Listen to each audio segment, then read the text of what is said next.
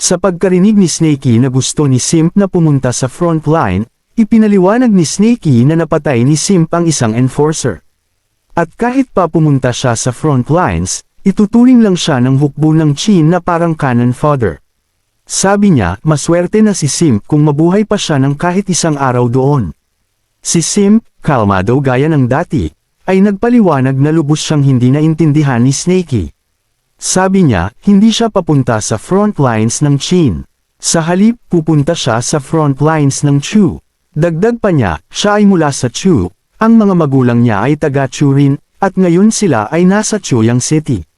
Sabi niya, kailangan niyang pumunta at iligtas sila, anuman ang mangyari.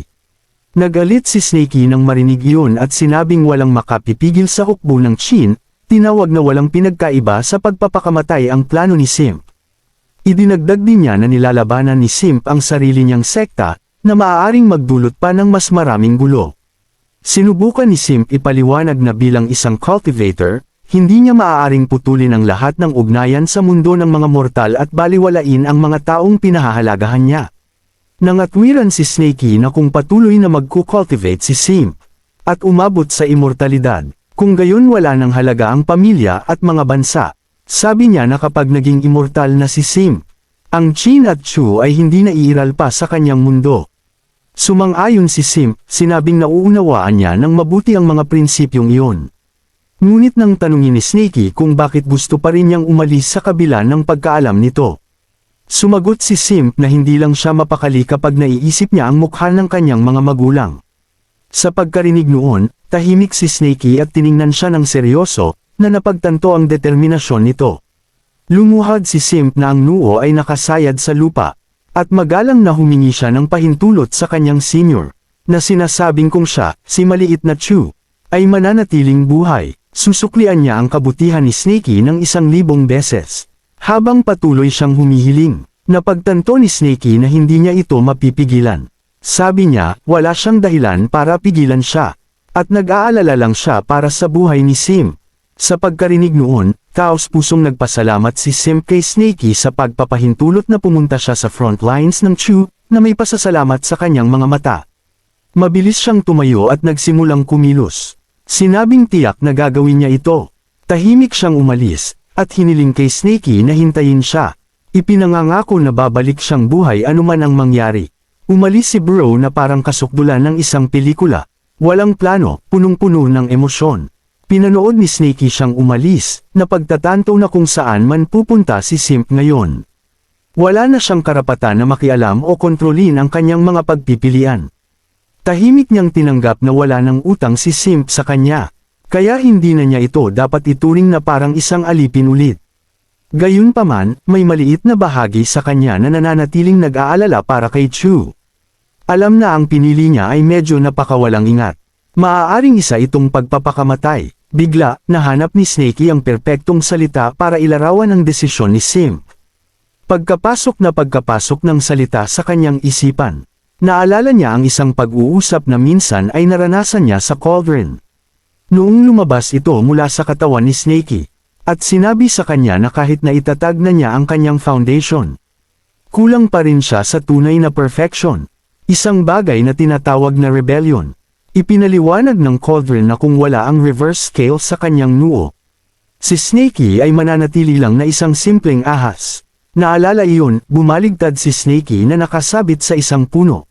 Malalim na nag-iisip tungkol sa kung ano ba talaga ang ibig sabihin ng rebellion. Naalala niya kung paano laging pinag-uusapan ng mga cultivator ang pagsuwi sa langit at pagharap sa mga tribulations. Kung paano ang pagbuo ng Golden Core ay nagdudulot ng 4 hanggang 9 na tribulation. At ang pagbuo ng Nascent Soul ay nagdudulot ng mas matinding 5 hanggang 9 na tribulation. Napagtanto niya na kahit ang pagpapatawag ng mga demonic beasts mula sa iba't ibang realms ay isa ng kabaliwan. Dahan-dahan, samasagi sa isip niya na ang cultivation mismo ay isang gawa ng rebellion. Naalala niya si Simp. At nagtaka kung ang pagpipilian na ginawa ni Simp ay maaari ring ituring na rebellion.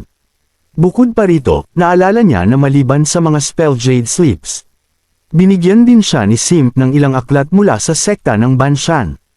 Umaasa na makahanap ng sagot, binuksan ni Snakey ang kanyang kayamanan at nagsimulang tingnan ang mga aklat.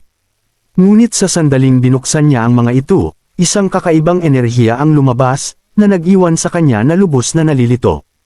Pagkabukas niya sa isa sa mga scroll, binasa niya ang titulo. Rebellious Cultivation. Oo, tunog yan na parang isa sa mga gabay kung paano sirain ang buhay mo ng may estilo. Nagsimula siyang magbasa kung ano ang nakasulat sa loob. Suwayin ang kulungan ng langit at lupa. Suwayin ang mga obsesyon ng puso. Suwayin ang mga tanikalan ng patakaran. Pagkatapos basahin iyon, napagtanto ni Snakey na eksakto ito ang ginagawa ni Simp. Alam niya na bilang isang disipulo ng sekta ng Banshan, kailangang manatiling tapat si Simp sa kanyang sekta. Bilang isang Simp, ang kanyang nakababaliw na obsesyon kay Yinling ay malinaw na tanikalan ng kanyang puso. At bilang isang cultivator, ang kanyang pagkakabit sa mga ugnayan ng mortal ay isa pang patakaran na nagtatali sa kanya. Napagtanto ni Snakey na tunay na naglalakad si Simp sa landas ng isang rebellious cultivator. Naglakad siya patungo sa dulo ng bangin at tiningnan ang paglubog ng araw, na pagtatanto na hindi siya katulad ni Simp. Alam niya na kailangan niyang hanapin ang sarili niyang landas ng rebellious cultivation. Nagpasya siyang bumaba sa bundok at tingnan ulit ang mundo. Ang landas na kanyang nilakaran, ang kanyang tinubuang bayan, at ang mundo ng tao na minsan ay binaliwala niya. Pagkalipas ng ilang sandali, habang lubos na lumulubog ang araw, nakarating si Snakey sa Iron Bear Mountain. Habang naglalakad siya sa gubat, bumalik ang mga alaala.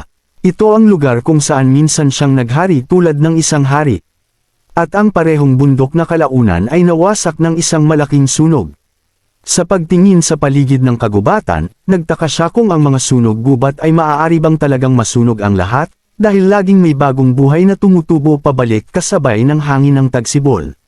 Di nagtagal, nakarating siya sa subsekta ng sekta ng Snake Hatching.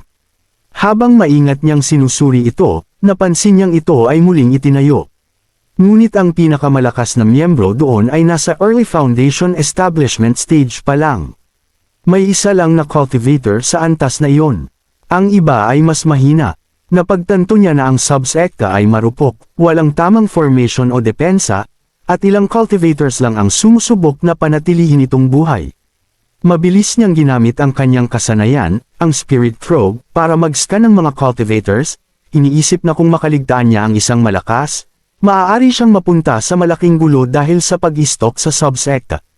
Habang iniskan niya ang lugar, may nakita siyang nakahiga pa rin sa loob ng subsekta. Dahil sa kuryosidad, itinutok niya ang kanyang paningin at nagtaka kung sino ang taong iyon. Di nagtagal, napagtanto niya na si Chen Daoling iyon. Ang parehong lalaki na minsan ay humabol sa kanya ng daan-daang milya at naging kanyang inner demon. Sa mas malapit na pagtingin, napansin niya na selyado ang dungeon ni Chen Daoling. Ang kanyang tunay na chi ay hinaranggan, at mga ahas at daga ang umangat-ngat sa kanya. Napagtanto ni Snakey na hindi pa siya patay, ngunit halos agaw buhay na lang. Nalito siya, nagtataka kung paano napunta sa ganitong kaawa-awang kalagayan ng isang taong kasing lakas ni Chen Daoling. Bigla, ang panloob na tinig ni Chen Daoling ay umalangaw-ngaw sa kanyang ulo, bumubulong. Nagpahayag siya ng malalim na pagsisisi sa pag-aalaga kay Zhao bilang isang disipulo, na sinabing sayang lang ang lahat, at dapat ay sinira na lang niya ang ugat sa halip na mag-iwan ng isang taksil. Sa pagkarinig noon, mas lalong naguluhan si Snakey, ngunit nagsimulang maghinala na si Zhao Wensuo ang maaaring dahilan sa kalagayan ni Chen. Naalala ang mga nakaraang balita tungkol sa pagpatay ni Zhao sa kanyang kapwa-disipulo, napagtanto niya na akma ang lahat ngayon. Noon, nagulat siya, ngunit ngayon mukhang malinaw kung talagang pinahirapan ni Zhao ang kanyang master ng ganito. Di nagtagal, nakita ni Snakey si Zhao Wensuo sa sekta, na inuutusan ng kanyang mga tauhan na panatilihing buhay si Chen Daoling. Sa pagkarinig noon, itinuring iyon ni Snakey na paghihimagsik, at nagtaka kung ito ba ang binanggit ng Cauldron noong umabot siya sa Foundation Establishment. Napagtanto niya na kahit na kaya niyang paksein ang buong branch hall na ito sa isang simpleng kumpas ng kanyang kamay, wala namang talagang pangangailangan na hampasin ang damo at takutin ang ahas, sa ngayon. Walang saysay na ipakita ang kanyang kapangyarihan na parang isang drama hero para sa wala. Nagpasya siyang lumipat na, alam na ang pag-atake sa subsekta sa sandaling ito ay tahasang katangahan. Sa isang sandali, naisip niyang iligtas si Chen Daoling, ngunit pagkatapos ay napagtanto na ang matandang lalaki ay nasa bingit na ng kamatayan na, hindi sulit ang sakit ng ulo. Tahimik na umalis si Snakey sa bundok at di nagtagal ay nakarating sa Snake Village. Doon, nakita niya ang isang grupo ng mga sundalo na nakatayo sa labas ng isang bahay na sumisigaw para sa isang tao sa loob na buksan agad ang pinto. Katulad ng bahay na iyon, halos bawat tahanan sa nayon ay may mga sundalong kumakatok sa mga pinto na sumisigaw na parang mga loan collectors. Sa pagkakita sa kaguluhang ito, napagtanto ni Snakey na bumagsak na rin ang Snake Village. Ang kanyang atensyon ay mabilis na lumipat sa isa sa mga bahay kung saan dalawang tao ang lumabas, lumuhad at yumuko ang kanilang mga ulo sa lupa. Ang isa sa kanila ay nagmamakaawa sa mga sundalo na tanggapin sila, tinatawag silang mga santo at sinabing handa silang sumuko. Mabilis na sumang-ayon ang isa pa at sinabihan ang lahat na gawin din ang pareho. Pareho silang nagdeklara na maglilingkod sila sa hukbo ng Qin at susunod sa bawat utos, humihiling na iligtas sila. Narinig ito, tumawa ang isa sa mga sundalo at sinabing ang mga bumabasa sa panahon ng tunay na matatalino. Tinawag niya ang isa pang sundalo at inutusan itong i-recruit ang dalawa sa kanilang hanay. Mabilis silang nagpasalamat, at ang isa pa nga ay bamulong na hindi naman talaga niya gustong manirahan sa bulok na lugar na ito. Pinapanood ang lahat ng ito. Naramdaman ni Snakey ang kakaibang paggalang para sa kanila. Tahimik niya silang tinawag na matalino, iniisip na pinili nila ang tanging landas para makaligtas, at hanggat buhay ang isa, may pag-asa pa. Alam niya na kapag namatay ang isang tao, wala na ang lahat.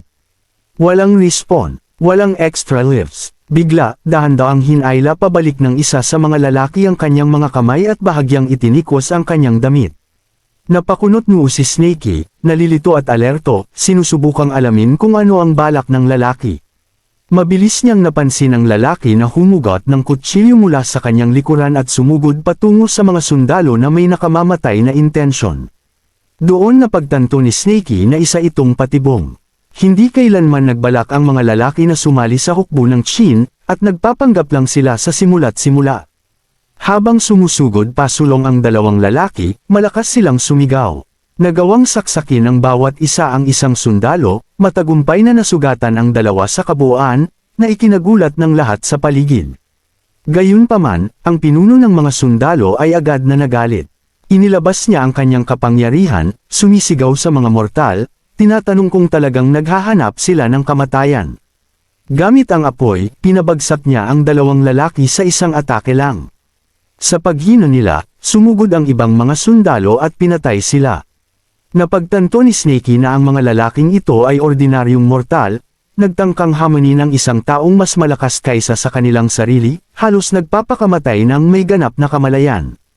Kahit na ang lalaki ay isang cultivator lamang sa chi refining stage, napansin niya na para sa mga mortal, ang pinuno ay labis na nakatatakot at sobrang napakalakas. Pagkatapos, ang isang sundalo ay nagsimulang umubo. Inihayag na ang kanilang mga talam ay binalutan ng spirit toxin herbs. Nanatiling kalmado si Snakey, alam na ang mga cultivator ay may hindi mabilang na depensa, tableta, meditasyon, pagpapagaling, at maging imunidad sa mga nakamamatay na lason. Kaya sobrang hirap na kumuha ng buhay ng isang cultivator. Habang ang isang manggagamot ay nag-aasikaso sa mga nasugatan, maingat na nanood si Snakey, napapansin kung paano maingat na binabantayan ng lahat ang porma sayon. Napagtanto niya na ang mga cultivator ay halos hindi matatalo sa mga mortal, at iyon ang hindi mababagong batas ng langit. Mula sa simula, ang plano ng mga mortal ay ipagpalit ang ilang buhay sa pag-asa na patumbahin ang isang cultivator. Ngunit ang kanilang plano ay ganap na nabigo, na nagpapatunay kung gaano kadelikado na maliitin ang mga patakaran ng langit at ang agwat sa pagitan ng mga mortal at cultivator. Bigla, nagsimulang sunugin ng mga cultivator ang buong nayon, nagsisigawan sa isa't isa. Napatayin ang lahat ng walang awa. Napakunot noo si Snakey, nag-iisip, hindi talaga sila nagbibiro, napagtanto na ang gastos ng ganitong uri ng paghihimagsik ay sobrang taas. Alam niya na ang mabuhay bilang isang tao ay mahalaga, at nagtaka kung may pakialam pa ba sa sarili nilang buhay sa kaguluhang ito. Bahagyang inalis ang pag-iisip, lumipat siya sa ibang direksyon, at di nagtagal ay nakita ang isang nakahiwalay na bahay, kakaibang tahimik sa gitna ng nasusunog na kaguluhan. Sa pagbibigay ng malapit na atensyon, napagtanto niya na ang bahay sa pasukan ng nayon ay pag-aari ni Wang Xiaobo. Naalala niya kung paano ang bata mula sa pamilyang iyon ay nagpakain sa kanya ng isda noon, na nagpangiti sa kanya ng bahagya. Habang sumisilip siya sa loob, nakita niya ang isang tao na nakaupo sa mesa ng kainan, nakatigil sa lugar, at nalito, nagtataka kung ano ang sinusubukan gawin ng taong iyon sa gitna ng lahat ng kabal-iwang ito.